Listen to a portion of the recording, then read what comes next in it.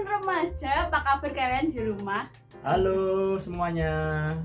Apa kabar Pak Was? Baiklah, puji Tuhan. Puji Tuhan. Saat ini kita mau ibadahnya agak beda ya Pak ya, dari kemarin. Beda apa lagi? Oh beda terus, harus ada, selalu ada yang baru di GKI Suan. Selalu ada yang baru.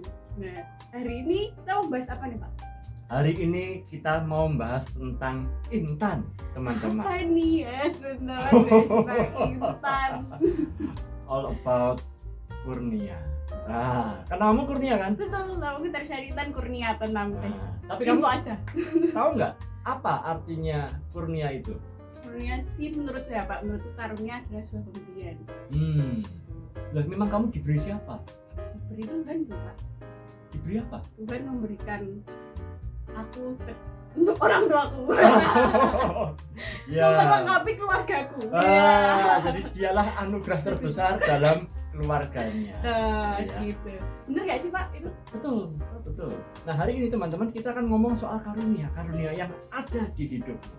Apa aja tuh penasaran? Tapi sebelumnya teman-teman kita mau siapin hati kita dulu buat dengerin renungan hari ini. Mari kita menyanyikan lagu Allah Roh Kudus.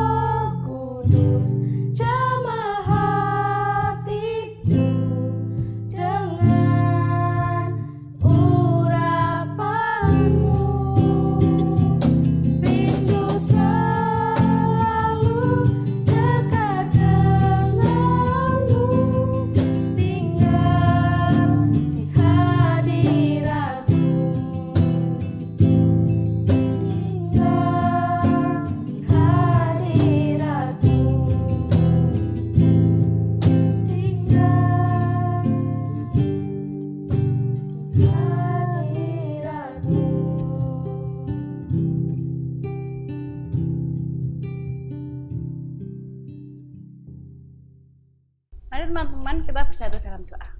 Tuhan Yesus, terima kasih Tuhan Kau temukan kami di tempat ini walaupun secara garing Tuhan, karena Engkau yang memberkati kami.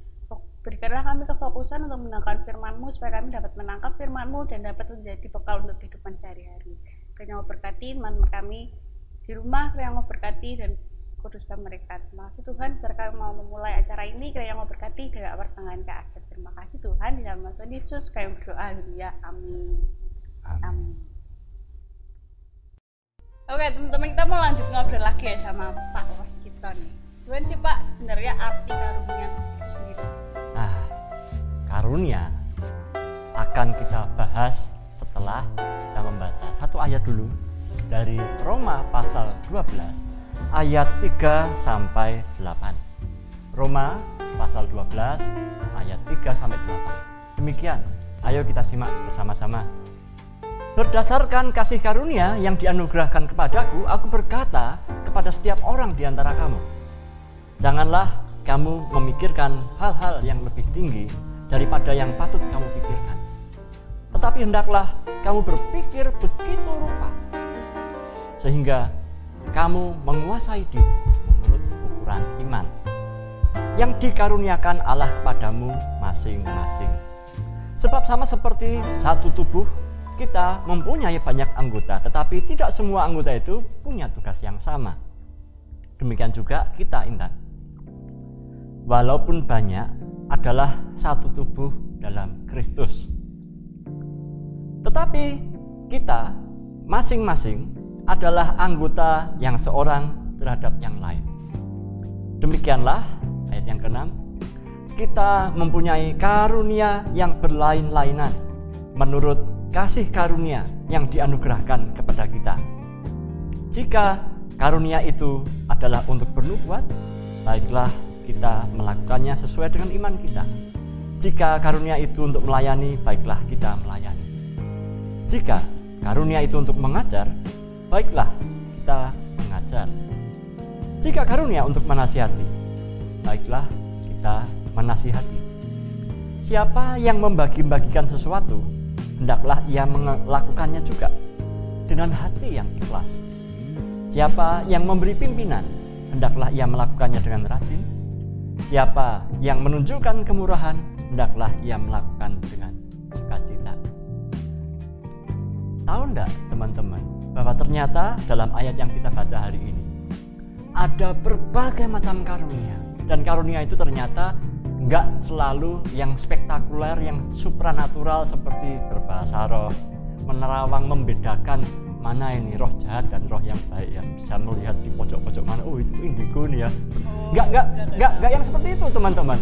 Yang bacaan hari ini, walaupun yang membicarakan tentang karunia itu sama, yaitu sama-sama Rasul Paulus. Kalau kalian baca di surat Korintus, karunia-karunia Roh Kudus yang diberitakan di Korintus itu memang lebih supranatural sih ya. Jadi wah, itu enggak kebayang oleh manusia biasa. Tetapi yang bacaan hari ini teman-teman, karunia ini sangat sehari-hari. Apa tadi dikatakan? Kalau kamu punya karunia untuk bernubuat, untuk melayani, untuk mengajar, untuk membagi-bagikan sesuatu ya. Jadi kalau teman-teman suka nraktir, ini siapa tahu itu juga sebuah karunia loh ya toh. Iya. Kalau kamu memberi pimpinan, ya, kalau kamu menunjukkan kemurahan hati, pemaaf, ternyata itu juga karunia. Berarti karunia sama bakat atau talenta itu beda ya? Oh beda teman-teman. Kalau bakat itu bisa dilatih.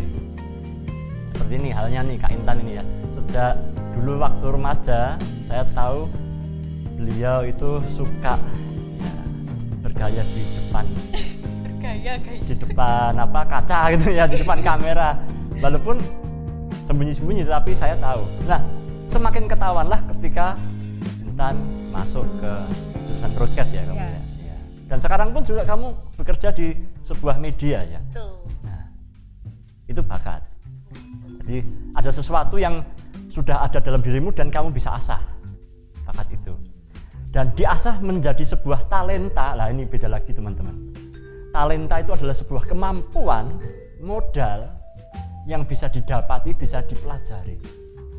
Jadi ada yang bertalenta musik, ada yang bertalenta broadcasting, ada yang bertalenta editing seperti Rangga yang hari ini nggak kelihatan ini editornya di mana. Nah itu dia Rangga. Ada siapa? Gangsar ya, kameramen kita hari ini. Nah, itu juga talenta nih ya. Yang semula belum tahu sekarang dipelajari dan akhirnya jago sekarang ya. Itu talenta. Tapi karunia adalah sesuatu yang diberi, gifted. Seperti contohnya Intan nggak minta lahir di dunia kan? Enggak. Kamu minta lahir di dunia nggak? Awas, kita juga nggak minta lahir di dunia. Jadi kita ini semua bisa ada di dunia ini karena karunia. Yang dalam bahasa asli Alkitab, bahasa Yunani, yaitu karisma. Weh. Jadi ternyata orang berkarisma itu maksudnya orang berkarunia. Tak kira tuh karisma tuh aura. Aura gitu ya, aura gaib. Aura gaib. Enggak teman-teman. Jadi karisma itu adalah suatu kekuatan, kemampuan yang bukan berasal dari manusia, yang kamu sendiri juga nggak tahu gimana cara menjelaskannya, tapi itu gitu aja. Contohnya ya, saya seringkali mencontoh bagaimana cara motivator untuk berpidato, berbicara di depan orang lain. Saya juga sampai mendengarkan pidatonya Bung Karno ya. Saya pelajari kok ternyata sedemikian hebat ya. Malcolm X, Mahatma Gandhi, saya dengerin. Tapi saya berusaha untuk niru, nggak bisa niru tuh. Apalagi Pak Jokowi Pak, pelan tapi bisa ada powernya gitu ya. Nah, itu susah banget. Susah banget teman-teman. Karena apa? Ya itu miliknya mereka, bukan milik saya gitu ya. Karisma diberi, tidak bisa diminta, tidak bisa dipelajari. Oh, berarti setiap orang tuh pasti diberikan karunia ya Pak? Pasti. Nah, tugas kita adalah mencari karunia apa ya yang Tuhan berikan untuk saya. Gimana itu Pak? Caranya. Nah, mari kita akan bersama-sama baca Alkitab kita. Kita kembali lagi pada bahan kita teman-teman. Dikatakan, berdasarkan kasih karunia yang dianugerahkan kepadaku, aku berkata kepada setiap orang di antara kamu. Ini ayat yang ketiga. Cara kita bisa mengetahui karunia saya itu apa? Yaitu, janganlah kamu memikirkan hal-hal yang lebih tinggi daripada yang patut kamu pikirkan. Tetapi, hendaklah kamu berpikir begitu rupa, sehingga kamu bisa menguasai diri menurut ukuran iman. Artinya kita diajak untuk merenung, melihat diri saya ini pribadi yang macam apa ya.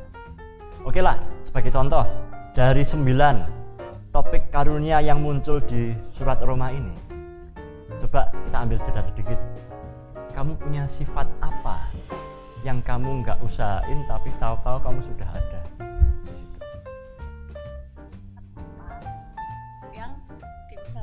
Yang kamu nggak usahain tapi tahu-tahu sudah ada pada dirimu. Sebagai contoh nih, Pak Waskito juga bingung tentang anaknya Pak Waskito yang namanya Pandu. Ya, kalian tahu? Biasanya dipanggil Miming ya. Pandu siapa? Pandu ya. Pandu, kata Pandu itu kan berarti orang yang memimpin. Memang kami waktu itu berdoa dan minta kasih nama apa ya Tuhan ya. Ya udahlah, kami kasih nama Pandu, pemimpin, karena kami membayangkan nanti dia akan punya adik-adik. Jadi kakak ini harus menjadi pemimpinnya adik-adik. Udah gitu aja. Tapi ternyata tanpa kami sadar, dimanapun juga dia berada, kelihatannya kok dia diikuti banyak follower deh. Oh, itu lihat ya. Wow, jadi berarti doa kami itu adalah karunia dari Tuhan. Kami nggak ngajari apa-apa kok, tapi dia punya banyak follower. Apakah dia juga mengikuti yang lain? Ya, dia mempelajari untuk menjadi pemimpin dengan cara pertama-tama dia mengikuti teladan yang lain dulu. Dan setelah dia bisa mengikuti, maka ternyata ada followernya. Dimanapun juga saya heran tuh, di kelas juga ada, di sekolahan, di tempat bermain di rumah, ya ada followernya. Di gereja juga ada ya. Saya berpikir kalau di gereja jangan-jangan gara-gara dia anak pendeta terus kemudian ada followernya.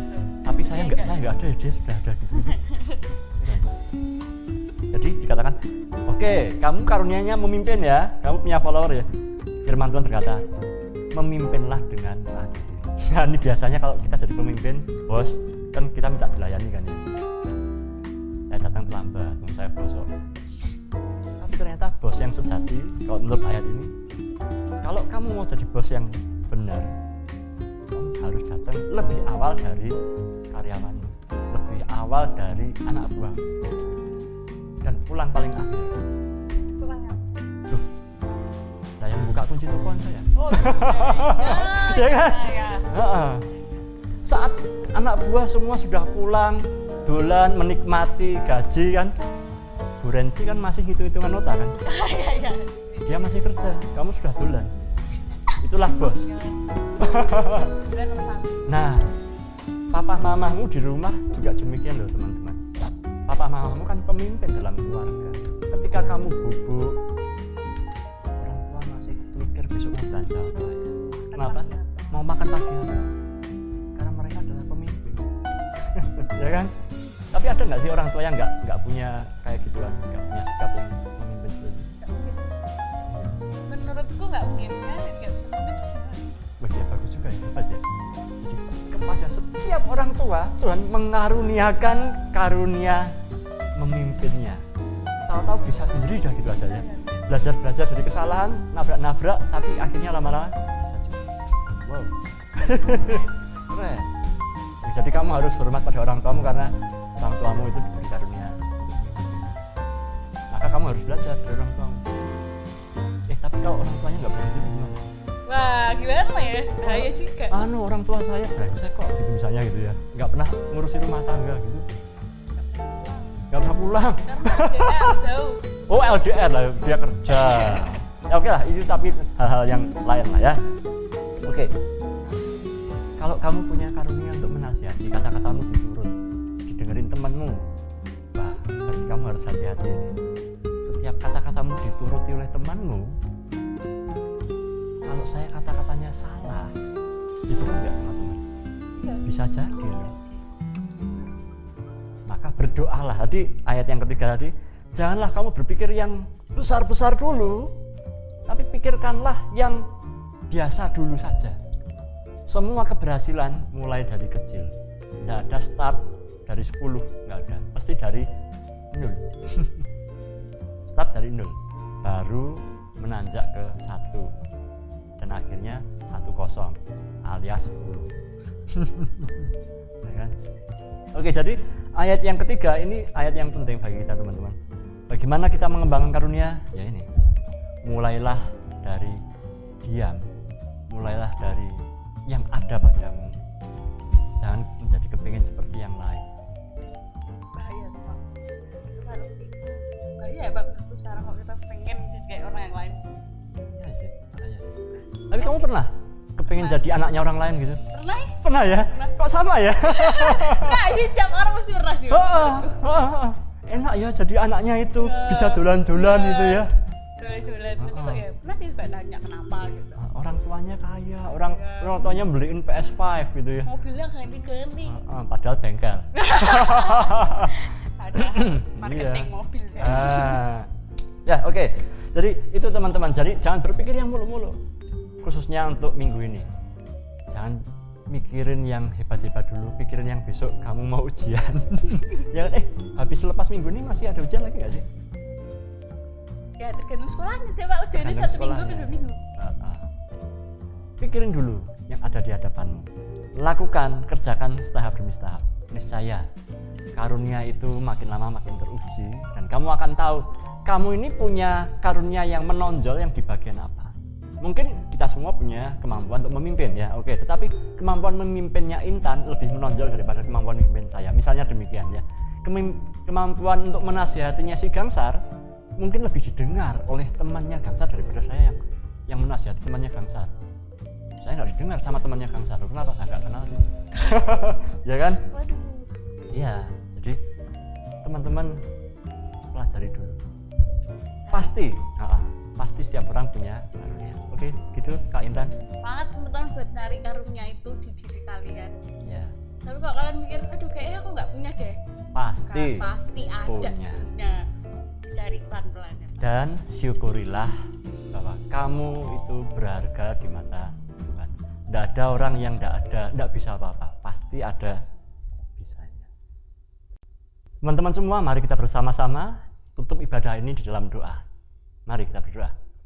Bapa kami yang di surga, pada hari ini kami bersyukur padamu bahwa Engkau membuat kami berharga. Engkau memberikan karunia-karunia yang luar biasa dalam hidup kami. Maka dari itu Tuhan, mohon Engkau bimbing kami untuk dapat memahami dan menemukan karunia yang Tuhan sudah berikan dalam hidup kami. Juga kami dapat mengembangkan karunia itu sebagaimana yang Tuhan ajarkan. Tuhan, hari ini kami doakan teman-teman yang masih dalam rangka ujian, yang esok masih harus mengerjakan ujiannya, mohon Tuhan berikan konsentrasi yang prima untuk mereka. Tuhan juga berikan kesehatan yang prima untuk mereka. Tuhan, kami juga doakan untuk persembahan kami tadi, biarlah semua yang kami berikan untuk Tuhan menjadi kemuliaan bagi nama Tuhan. Tuhan, kami juga doakan untuk rencana-rencana kegiatan remaja di minggu-minggu yang akan datang. Rencana untuk mau onsite lagi di hari Minggu. Mohon Tuhan Engkau berikan kesehatan untuk kami semua. Dan dalam nama Tuhan Yesus Kristus, kami tutup doa ini dengan doa yang Tuhan sudah ajarkan kepada kami. Bapa kami yang ada di dalam surga, dikuduskanlah namamu, datanglah kerajaanmu, jadilah kehendak-mu, di bumi seperti di surga. Berikanlah kami pada hari ini makanan kami yang secukupnya. Dan ampunilah kami akan segala kesalahan kami, seperti kami juga mengampuni orang yang bersalah kepada kami. Dan janganlah membawa kami ke dalam pencobaan, tetapi lepaskanlah kami daripada yang jahat. Karena hanya Engkaulah yang punya kerajaan dan kuasa dan kemuliaan sampai selama-lamanya. Amin. Teman-teman, tiba saatnya kita untuk persembahan. Teman-teman bisa scan barcode yang ada di layar atau transfer melalui nomor yang ada di bawah. Mari kita nyanyikan Kidung Jemaat 439, Bila Topan Keras Melanda Hidupmu.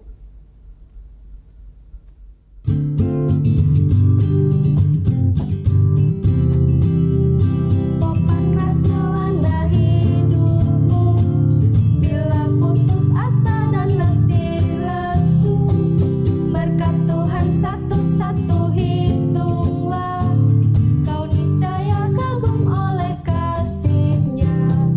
Berkat Tuhan mari hitunglah, kau kan kagum oleh kasih-Nya. Berkat Tuhan mari hitunglah, kau niscaya kagum oleh kasih-Nya.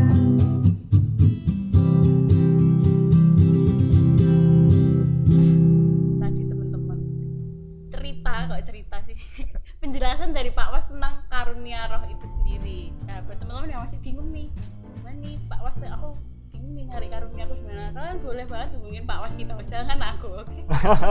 Pak Was kita Dilihat di deskripsi ini ya, di bawah ini. nomornya. Kalian bisa boleh komen juga. Nanti siapa tahu kita bisa buka Q&A ya Pak ya, Ya. suatu saat nanti. Atau kunjungi websitenya GKI Nusuan, gkinusuan.org. Ya. Boleh juga lihat Instagram kita, Instagram GKI Nusuan. Instagramnya, Instagramnya apa Pak? GKI Nusuan. Oh, GKI Nusuan. Teh Pak Mas. Miskom. Nanti kan dibales sama Kak Renzi. Oh iya. Dibales nanti kok, guys. Iya. Kalian juga bisa loh cari tahu tentang remaja GKI Nusuan di Instagramnya. Aku Instagramnya apa ya? Siapa yang ngelola? Ada Pak remaja. Nanti dicantum di deskripsi di bawah ini daripada aku salah nyebut ya guys ya. Enggak apa-apa. Ya, Gitu. baik. Temen sampai sini dulu, kita bakal ketemu lagi di minggu depan. Ini ngobrolin tentang apa lagi ya? Supaya lebih seru, kalian boleh komen di bawah nih mau ngobrolin apa aja. Oke, sampai jumpa teman-teman. Sampai jumpa.